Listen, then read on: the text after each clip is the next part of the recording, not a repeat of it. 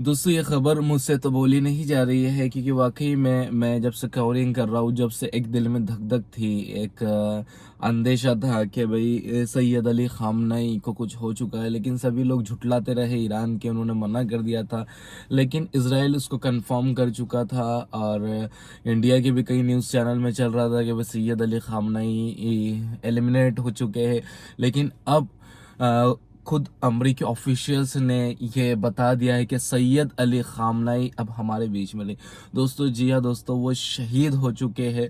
और ये वीडियो बनाई भी नहीं जा रही थी क्योंकि आप लोग सब सहरी कर रहे होंगे, वो सहरी का वक्त होगा और उस वक्त मैं इस चीज़ की जानकारी आपको दे रहा हूँ। यकीनन ये बड़ी दुख की बात है क्योंकि इसराइल और अमेरिका को एक वाहिद जो ये 85 साल के बुजुर्ग थे वही घुटनों पर ला सकते थे। लेकिन जब उन्होंने हमला किया ना, 30 जगहों के ऊपर हमला किया और इसराइल ने बोला, तो तभी अंदेशा हो गया था कि उसमें सैयद अली खामनेई के ऑफिस को और घर को निशाना बनाया। तब कंफर्म हो गया था क्या इन्होंने बराबर देख कर ही बनाएगा, पूरी प्लानिंग करके बनाएगा, क्योंकि ये लोग कहाँ रहते हैं।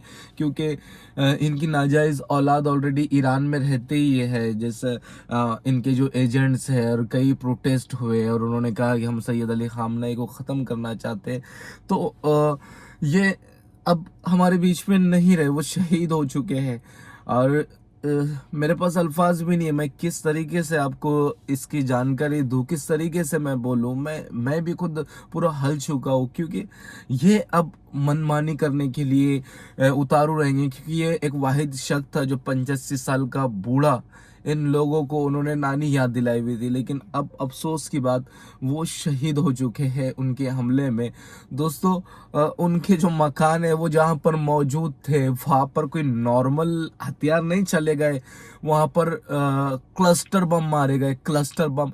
और एक ही जगह पर जो बंकर क्लस्टर होते ना, जमीन के अंदर पूरे बंकर को खत्म कर देते, वो 30 क्लस्टर बंकर उनके जो जब वहाँ मौजूद थे वहाँ पर मारे गए। और मैं पहले ही कह चुका था कि उनके करीबी कई लोग मारे गए हैं, ऑफिसर्स मारे गए। तब एक अंदेशा हो गया था, दिल मान ही नहीं रहा था कि वो जिंदा है। लेकिन खबर आई थी कि वो थोड़ी देर बाद आएंगे, कुछ जनता को बोलेंगे, बात करेंगे, तो उम्मीद जगी थी कि नहीं वो आ सकते हैं। लेकिन पहले ही कंफर्म कर लिया गया था कि सैयद अली खामनेई को कत्ल कर दिया गया है।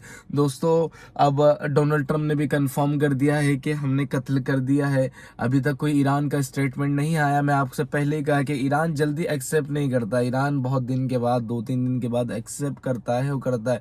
तभी तो बौखलाहट में ईरान पूरे मिडल ईस्ट पे, पूरे यूएसए पे और इसराइल के ऊपर हमले कर रहा है।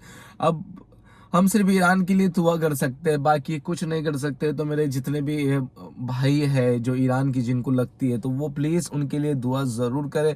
और दोस्तों चैनल को सब्सक्राइब कर ले। जैसी भी हो, जो भी हालात हो, जैसा भी जो भी ईरान का होगा, मैं आपके सामने रखने की कोशिश करूँगा।